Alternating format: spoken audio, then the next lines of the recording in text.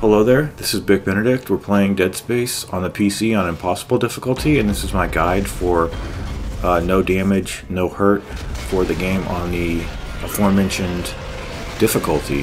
So this is the first encounter of Chapter 4. It's the brute fight. So just beware that when he's charging at you, if you reload, your Isaac will slow down considerably, and you often can't get out of the way of his charge unless he has some degree of stasis on him, which slows him down, but he gets out of it quicker than the normal enemies get out of their stuns. So when he came out, I timed a detonation for him with the mines of this particular weapon. It's great that this weapon has the sub-weapon of what I guess would be proximity mines and time mines, kind of a fusion of those two kind of principles with the mines. So it's a pretty simple encounter, as all brute fights are. It doesn't matter that if they have more HP like the elite ones do. So if you sever one of his arms, then he likes to throw the projectiles at you, which could potentially give you a problem if you're doing no hurt. But I usually take him down, and I'll show you the reward here. It's 5,000. So they don't give you that much. Now this encounter here is in a room upstairs, and just for ammo conservation, I'm going to stasis this guy as many times as I need to, because there's a stasis machine in here. By this time, I think I have the stasis all the way upgraded. Very crucial to have that upgraded when you're doing a run, whether it's no damage or regular. So this part here, this is scripted here with this first guy. And these guys, they always skirt around that distortion on the ground. Watch this. You can't use this to your advantage. I mean, they just walk right around it. Sometimes if they're standing in front of it, the little stagger that they do can knock them back, but it's not predictable, and even less, it's not consistent. So I kind of stay away from that. So this guy is right around the corner, and the only reason I'm dropping a few things is because I know I'm going to come back. It's not for any more type of penance or anything like that. Bitch was almost going to jump on me right there. It's not for penance, it's just because I only have 10 slots with this particular suit. I might end up getting another suit just to have more slots at some point, I'm not sure. It's just kind of annoying to have to drag everything around. You know, extra items, like drag them around and throw them back. That actually did some good damage right there on him. At least it made him flinch a little bit. So this will be the last guy before the brute fight. So I'll come back for that, even though it's trash. So what happens when you come over here? Did you see that? When you come over here, you'll have that stalker, or the what's his name, the slasher. And then when you come over here, you'll have a pair of these guys here. But there's a stasis machine here, so there should be no worry on your behalf of using stasis. So just stasis them, and then just wait for one or the other to spread his tentacles. Okay, so this is the part where the brute comes, and you get a checkpoint right before it. So same exact encounter from before. So there's no need for anybody to worry that I'll miss any fights. I'm covering even the smallest, seemingly inconsequential ones to the largest, you know, ones on the most grandest of scales. What else was I going to mention?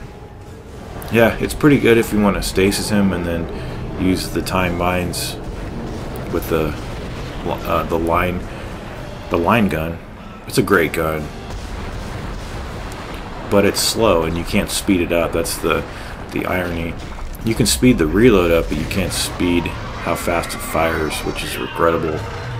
And he drops the power node for us, and then when you come down here, you're going to be beset upon by these guys. So if you go into this area here where the first brute came out, you'll be able to manage these guys very well, because they don't go into any vents that lead into this area.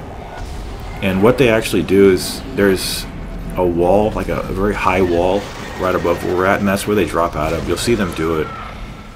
Well, you'll see how they kind of fall from above. That's not an example. That was right there. That second guy that landed over here, he just dropped from a vent that is opened. So 4 or 5 of these guys to deal with. When they're all clustered like that, it's good to use a line gun or a mine right there to deal some good damage, and we'll be able to upgrade those to, I think, increase the speed of the detonation. I can't remember though. It's been a long time since I've played this game. So I think there's one more guy left. If I'm doing this, it's because I hear something. I hear some screeching. There he is. Eat shit and die, motherfucker. Oh, this was funny. This was really funny. So see how you can kind of push them back? And there's nothing more funny than that. There really isn't. So that's the first one of those guys. There's going to be one more. There's a gold mine over here of rooms. That power node room is so lucrative. And there's actually a room to the left and a room to the right, which is the power node. And there's also a room to the right and back from where we're at. And it has a whole bunch of stuff in it. So when you come up here, you'll see the lurker coming over to this area. So he's the only one you have to deal with before you get a checkpoint. And then you're facing an infector.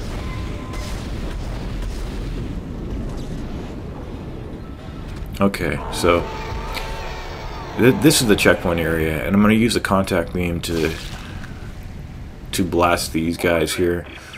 It takes a long time to build up the charge, but as you can see, it's very effective. It takes care of the infector very rapidly, so he's the only threat there. And then right over here, we've got a pregnant, and it is regrettable when you don't sunder their legs.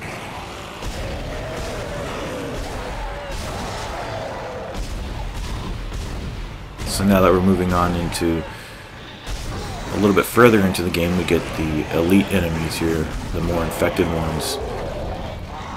Okay, so the reason I grab enemies is just to make sure they're dead. Now this part here, there's one enemy, and he got hit by the asteroids, but you see, it's inconsequential, but it's still a battle, so I have to include it right there. And then I'm not going to be covering the shooting sequence. Rest assured, I did very poorly.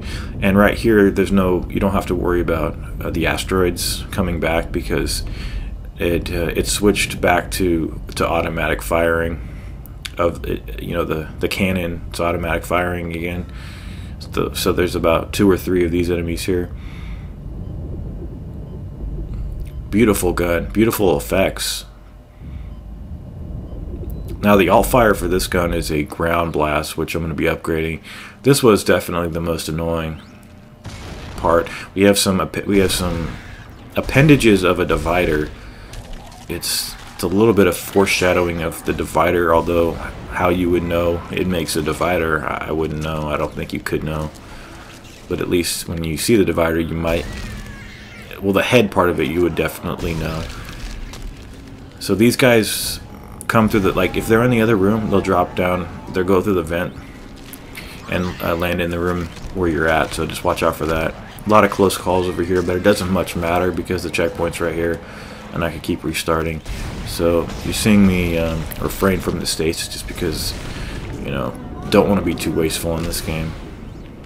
And then the only other encounter is the one that these are projectile vomiters, so watch out for that. Stasis the one, turn around, deal with the other, turn around again, and deal with him again.